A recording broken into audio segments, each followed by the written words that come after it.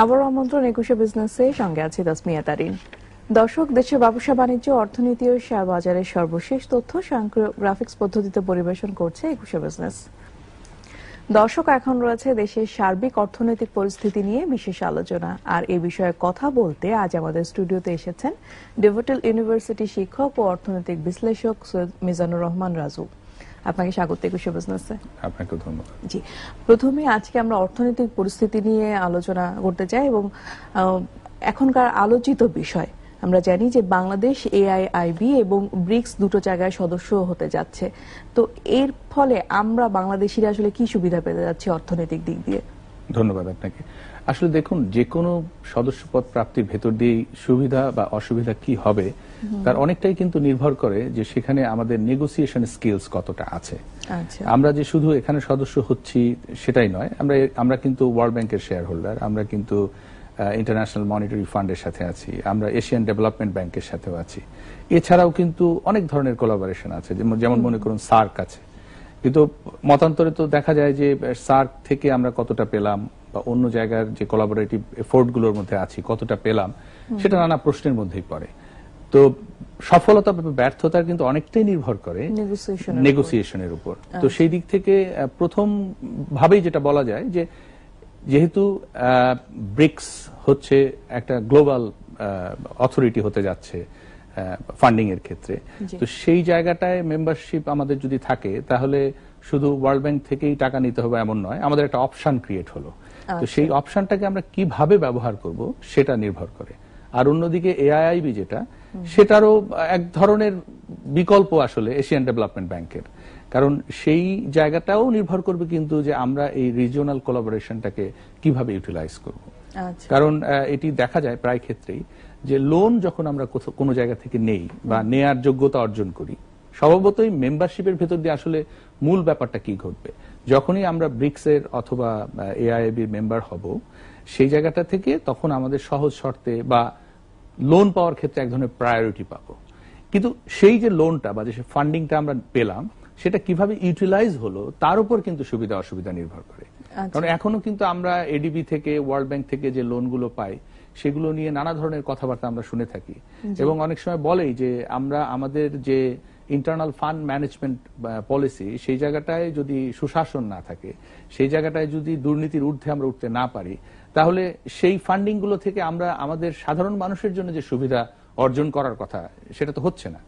এবং এটা আসলে ঠিক, এটা একটা বড় প্রশ্ন। অর্থনীতিবিদ বা যারা উন্নয়নের সাথে জড়িত তারা বলেই থাকেন যে তৃতীয় বিশ্বের দেশগুলোতে বা ডেভেলপিং কান্ট্রিগুলোতেও কি করলে যে ওই দেশের মানুষের উন্নতি হবে সেটা আসলে কি আমরা এখনো জানি, বা ওয়ার্ল্ড ব্যাংক কি আসলে জানে যে তৃতীয় বিশ্বের কোন মানুষগুলোকে কিভাবে সহযোগিতা করলে তাদের জীবনমানের উন্নতি হবে বা যারা উন্নত হবে। ঠিক একইভাবে এই এআইআইবি অথবা আমরা ব্রিক্সের যে উদ্যোগগুলো দেখতে যাচ্ছি, যেটা দিয়ে আমরা বলছি যে নিউ ডেভেলপমেন্ট ব্যাংক হতে যাচ্ছে, সেটা তার উপর তো নির্ভর করবে। আচ্ছা, এই ক্ষেত্রে আমরা যেহেতু ডেভেলপিং কান্ট্রি, এই ডেভেলপিং কান্ট্রি হিসেবে, তৃতীয় বিশ্বের কান্ট্রি হিসেবে আমরা আসলে কতখানি সুবিধা পাবো, অর্থাৎ কতটা সহজ শর্তে এখানে ঋণ পাবো, সেগুলো এখন বলার সময় আসেনি। কারণ আপনারা জানেন যে ব্রিক্সের কাজ শুরু হয়েছে, কিন্তু এআইআইবি যেটা ইনফ্রাস্ট্রাকচার ইনভেস্টমেন্টের জন্য যে ব্যাংকটা হতে যাচ্ছে এশিয়াতে, এইটার তো এখনো সেট আপই হয়নি। এবং আমাদের অর্থমন্ত্রী কিন্তু রিসেন্টলি এটা বলেছেন যে আসলে ওই মন্তব্য করার সময় তো এখনো আসেনি, কারণ তারা তো এখনো ফুল সেট আপেই যায়নি, আলোচনাটা চলছে। তবে সেট আপে যখন যাবে বা সেট আপে যাওয়ার ক্ষেত্রে যে যখন এইটার বিভিন্ন নিয়ম কানুন তৈরি হবে, সেই জায়গাটাই কিন্তু সদস্য দেশ হিসেবে আমাদের কন্ট্রিবিউট করার আছে। এবং সেখানে যদি আমরা শুরু থেকেই ঠিকমতো কন্ট্রিবিউট করে যেতে পারি, তাহলেই হয়তো এমন কিছু পলিসির মধ্যে সেটা চলবে যে পলিসিগুলো আমাদের জন্য ফ্রেন্ডলি হবে। সেটা না হলে কিন্তু হবে না। এবং শুরুতে আমি যেটা বলছিলাম সার্ক নিয়ে, আপনারা খেয়াল করে দেখেন সার্কের ভেতর দিয়ে কিন্তু আমাদের রিজিওনাল কোলাবোরেশনের একটা সুযোগ ছিল। কিন্তু আপনারা নিশ্চয়ই জানেন যে সাম্প্রতিক সময়ে আপনি যদি 20 জন মানুষকে জিজ্ঞেস করেন ডাটা কালেকশন করে, তার ভিতরে দেখবেন যে 10 জনই কোনো না কোনো কারণে ইন্ডিয়ান ভিসা পেতে হ্যাসেল ফ্রি করেছে, কিন্তু যেটা কিন্তু হওয়ার কথা না। এখন এইটা কেন হচ্ছে সেটা নিয়ে আমরা কতটা মাথা ঘামাচ্ছি, সেটা কাজ করছি। আর ইন্টারন্যাশনাল কোলাবোরেশন গুলো কিন্তু একটা সময় শুরুতে সেগুলো কিন্তু এত ফাইন্যান্সিয়াল ইনস্টিটিউট বেসড ছিল না, অথবা ইনফ্রাস্ট্রাকচারাল ডেভেলপমেন্ট বেসড ছিল না। ইন্টারেস্টিংলি আপনি খেয়াল করেন যে এআইআইবি যেটা, সেটা মূলত কিন্তু ইনফ্রাস্ট্রাকচারাল ডেভেলপমেন্টের জন্য ফান্ডিং করবে। কেন করবে? কারণ ওয়ার্ল্ড ব্যাংক বা এডিবি এখন যে ফান্ডিংটা করছে সেইটা ইনফ্রাস্ট্রাকচারাল ডেভেলপমেন্টের জন্য এশিয়ার যে ডিমান্ড সেটা ফুলফিল করতে পারছে না। আচ্ছা, তাদের পলিসিতে সেটা কভার করছে না। এই জন্য শুধুমাত্র ইনফ্রাস্ট্রাকচারের জন্য মূল ফোকাসড, হয়তো আরো অন্য অনেক কিছু থাকবে, কিন্তু সেটা ফোকাস বা নামের মধ্যেও ইনফ্রাস্ট্রাকচারাল ইনভেস্টমেন্টের ব্যাপারটা আছে। আচ্ছা, এখন এটি কেন? এশিয়াতে একটি জনবহুল জায়গা, এখানে ল্যান্ড বাড়ার তো সম্ভাবনা নাই, আপনাকে উপরের দিকে যেতে হবে বা নানা ধরনের ইনফ্রাস্ট্রাকচার ডেভেলপ করতে হবে। আচ্ছা, তো সেইখানে যদি এআইআইবি সাকসেসফুল হয় এবং এশিয়ার ইনফ্রাস্ট্রাকচার ইনভেস্টমেন্টের ক্ষেত্রে যদি এআইআইবি লিডিং হয়, তখন তাদের পক্ষে কিন্তু শুধুমাত্র যে একটা মানে গ্রহণযোগ্য প্রতিষ্ঠান হিসেবে তারা দাঁড়ালো তা না, এই এশিয়ার ইকোনমিতেও তখন তাদের একটা কন্ট্রোল থাকবে। আচ্ছা, কারণ ওয়ার্ল্ড ব্যাংক নিয়ে, এডিবি নিয়ে, আইএমএফ নিয়ে আমরা যত ধরনের গসিপ দেখতে পাই সাধারণ মানুষের মধ্যেও, যে এটা এক ধরনের কন্ট্রোলিং অথরিটি। আচ্ছা, কে কন্ট্রোল করতে পারছে? এবং এটা কিন্তু বোঝা যাচ্ছে বা সেন্স করতে পারছি যে ইউএস ডমিনেটেড যে ওয়ার্ল্ড ব্যাংক বা জাপান ডমিনেটেড এডিবি বা যে জায়গাটা আছে, সেখানকার একটা বিকল্প শক্তি হিসেবে আসতে চাইছে। এবং এটা বলাই যে আমি কিছুদিন আগেই একটা আলোচনায় দেখছিলাম যে ইন্ডিয়ান একজন এক্স সেক্রেটারি, ফরেন সেক্রেটারি বলছিলেন যে আসলে এই যে এক ধরনের অ্যাসেন্স করছে মানুষ বা বোঝার চেষ্টা করছে যে তাহলে কি ব্রিক্স হচ্ছে ওয়ার্ল্ড ব্যাংকের বিপরীত কিছু, আবার আইআইবি কি এশিয়ান ডেভেলপমেন্ট ব্যাংকের বিপরীতে কিছু দাঁড়াচ্ছে।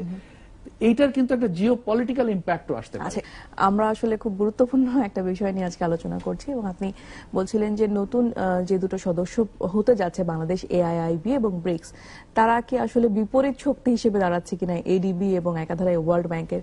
তো এই বিষয়টি নিয়ে আপনি বলছিলেন, এই বিষয়টি আবার শুনতে চাচ্ছি।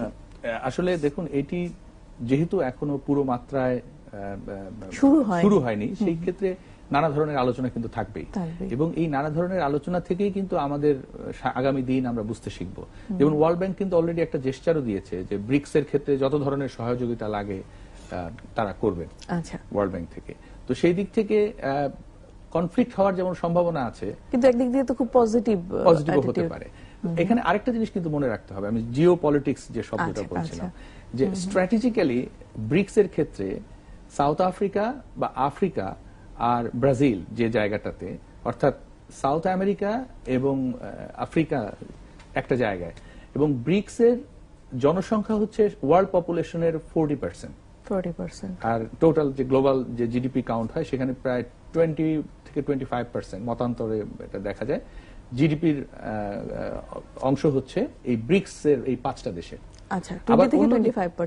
আবার অন্যদিকে আপনি যদি এআইআইবির ক্ষেত্রে বলেন, সেখানে চায়না, ইন্ডিয়া বা বাংলাদেশ সহ এই রিজিয়নের মানুষের জনসংখ্যাও কিন্তু পৃথিবীর মোট জনসংখ্যার একটা বড় অংশ।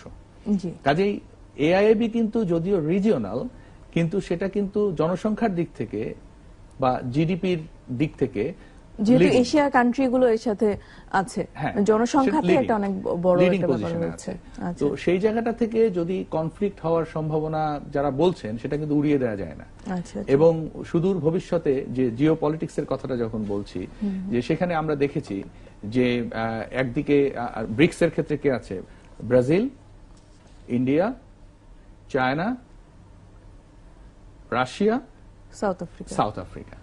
এখন ওখানে ওই দিকটাতে আছে হচ্ছে জিওগ্রাফিক এক ধরনের সম্পর্ক, ব্রাজিল, সাউথ আফ্রিকা।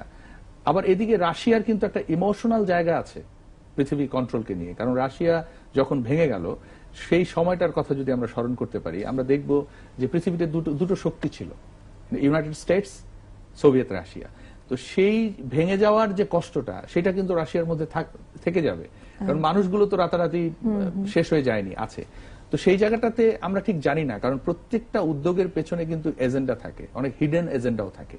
কারণ সেই জায়গাটায় এই ব্রিক্স এর যে ফিলসফি, ইন্টারনাল যে ফিলসফি, সেইটা গ্লোবাল যে ইকোনমিক ইস্যুস গুলো হ্যান্ডেল করার ভেতর দিয়ে সেইটা আসলে রাজনৈতিকভাবে অথবা জিওগ্রাফিক্যালি কোন নতুন ধরনের শক্তি হিসেবে বের হয়ে আসবে কিনা, সেটা তো এখনো আমাদের অজানা, আমরা আসলে জানি না। তবে আমরা অবশ্যই চাইবো যে সেই কনফ্লিক্টিং জায়গাগুলোতে না গিয়ে এটা যেন সঠিক অর্থেই সারা পৃথিবীকে সাপোর্ট করতে পারে। কারণ এখনো পৃথিবীতে যে পরিমাণ সহযোগিতা বা সাপোর্ট দরকার, যে ধরনের ইনভেস্টমেন্ট দরকার, তার পুরোটা কিন্তু আসলে ওয়ার্ল্ড ব্যাংক এবং এশিয়ান ডেভেলপমেন্ট ব্যাংক ঠিক দিয়ে উঠতে পারছে না। আচ্ছা, তো সেই জায়গাটায় আমরা আশা করব যে এই উদ্যোগগুলোর ভেতর দিয়ে যতটা খারাপ কিছু ঘটার সম্ভাবনা মানুষের মধ্যে দেখা যায়, সেটা যেন না হয়ে বরং ভালো কিছু যাতে ঘটে সেই দিকে যাওয়া। আর বাংলাদেশের যে প্রশ্নটা আপনি শুরুতেই করেছিলেন যে বাংলাদেশের কি লাভ বা ক্ষতি হবে, মতান্তরে তো এটা শোনাই যাচ্ছে যে যদি বাংলাদেশ মেম্বার হয় তার একটা অপশন হলো, তখন সে একটা লোন বা যে কোনো একটা প্রজেক্ট পাওয়ার ক্ষেত্রে ভাবতে পারবে, নিগোশিয়েট করার যদি তার ক্ষমতা থাকে। কিন্তু অন্যদিকে যদি আন্তর্জাতিকভাবে দেখা যায় যে ওয়ার্ল্ড ব্যাংকের একটা রাইভাল অর্গানাইজেশন হয়ে গেছে, এইটাই আমার একটা কোশ্চেন ছিল যে এটা এখানে কি অবস্থা, সেই ক্ষেত্রে হয়তো বাংলাদেশ নাজুক অবস্থায় পড়ে যেতে পারে, কারণ তখন আমরা এদিকেও নেই ওদিকেও নেই হতে পারে। আচ্ছা, আবার এডিবি এবং এআইএবির ক্ষেত্রেও একই ব্যাপার ঘটতে পারে। তবে সে সবকিছু নির্ভর করছে আসলে ভবিষ্যতে এই উদ্যোগগুলো কিভাবে সামনে যাবে। আর আমার কাছে যেটা স্পষ্ট বলা সেটা হচ্ছে, দেখুন, লোন পাওয়ার জায়গার কিন্তু অভাব নেই পৃথিবীতে, যদি বাট আমাদের দেশের জন্য সবচেয়ে বড় ক্রাইসিস যেটা, সেটা হচ্ছে লোন ব্যবহার করার ইনএফিসিয়েন্সি। যেমন আমি এই ক্ষেত্রে মালয়েশিয়ার একটা উদাহরণ দিতে চাই, যে মালয়েশিয়াতে যখন ডেভেলপমেন্ট প্রজেক্টগুলো শুরু হলো, সেখানে যে রাস্তাটা বানানোর জন্য হয়তো 100 কোটি টাকা দরকার ছিল, সেই 100 কোটির রাস্তার যে টেন্ডার হয়েছে সেটা হয়তো 150 কোটি টাকায় হয়েছে।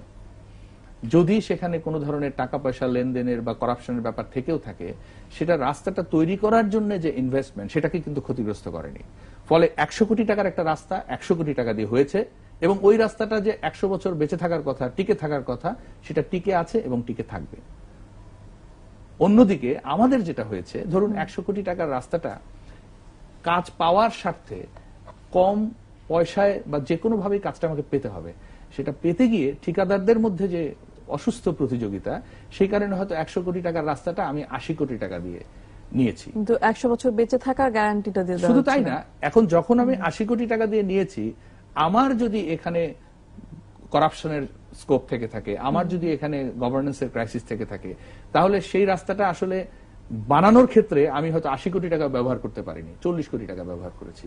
ফলে এই যে অপ্রতুল জিনিসপত্র দিয়ে বা সঠিকভাবে নির্মাণ না করে রাস্তাটা আমি করলাম, সেই রাস্তাটা 5 বছর পর নষ্ট হয়ে যাচ্ছে। যে কারণে দেখবেন ওদের ডেভেলপমেন্টটা চোখে পড়ে আর আমাদের ডেভেলপমেন্টটা চোখে পড়ে না, বরং মনে হয় যে এত কিছু উন্নয়ন হচ্ছে কিন্তু উন্নয়ন টিকছে না। এই প্রসঙ্গে আমি একটা কথা বলে এই জায়গাটাকে শেষ করতে চাই, যে উন্নয়ন ধারণায় যদি একটি 10 হাত গর্ত থাকে, আপনি সেই গর্তটা পার হওয়ার জন্য আপনাকে 10.5 হাত একটা লাভ দিতে হবে। এখন আপনি যদি প্রত্যেকবার 8 হাত 7 হাত করে জাম্প করতে থাকেন, আপনি কি গর্ত পার হবেন? না, হবেন না, প্রত্যেকবার আপনি গর্তে পড়বেন। সো বাংলাদেশের উন্নয়নে এই জিনিসটা আমার প্রায়ই মনে হয় যে আমরা ঠিক ওই উন্নয়নটা ঘটানোর জন্য যে ফুল লেন্থ জাম্পটা করতে হবে, এটা করতে পারছি না।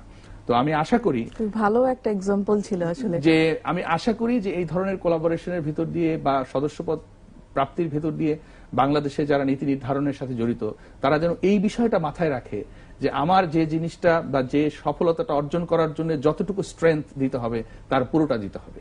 কারণ সারা জীবন ধরে 10 হাত গর্ত পার হওয়ার জন্য 9 হাত বা 9.5 হাত 10.5 হাত লাভ দিয়েও আসলে কোনো লাভ নেই, উন্নয়ন হবে না। কাজেই আমি বলতে চাই যে, এবং আমি আশাবাদী মানুষ, আমি আশা করি যে এই সদস্যপদ প্রাপ্তির ভেতর দিয়ে আমাদের অপশন বাড়বে, আমাদের নেগোসিয়েশন স্কিলস বাড়বে, আর সবচেয়ে যেটা বাড়বে বা আমাদের চোখ খুলবে সেটি হচ্ছে যে আমরা সত্যিকারের উন্নয়নের জন্য আমাদের দেশের মানুষকে বা ভবিষ্যৎ প্রজন্মকে আর ডিপ্রাইভ করব না। আমরাও সবাই এই বিষয়ে আশাবাদী হতে চাই, অবশ্যই আশা করব আপনি যে আশাটা করেছেন অবশ্যই এটা পূরণ হবে। অসংখ্য ধন্যবাদ আজকে আমাদেরকে সময় দেওয়ার জন্য। আপনাদেরও ধন্যবাদ। দর্শক, এতক্ষণ দেশের সার্বিক অর্থনৈতিক পরিস্থিতির নানা দিক এবং করণীয় নিয়ে কথা বলছিলেন ডেফোডিল ইউনিভার্সিটি শিক্ষক ও অর্থনৈতিক বিশ্লেষক সৈয়দ মিজানুর রহমান রাজু। দর্শক, নিচ্ছি আরো একটা বিরতি। বেলা 1:30টায় আবারও ফিরে আসবে একুশে বিজনেসে। ততক্ষণ আমাদের সঙ্গেই থাকুন।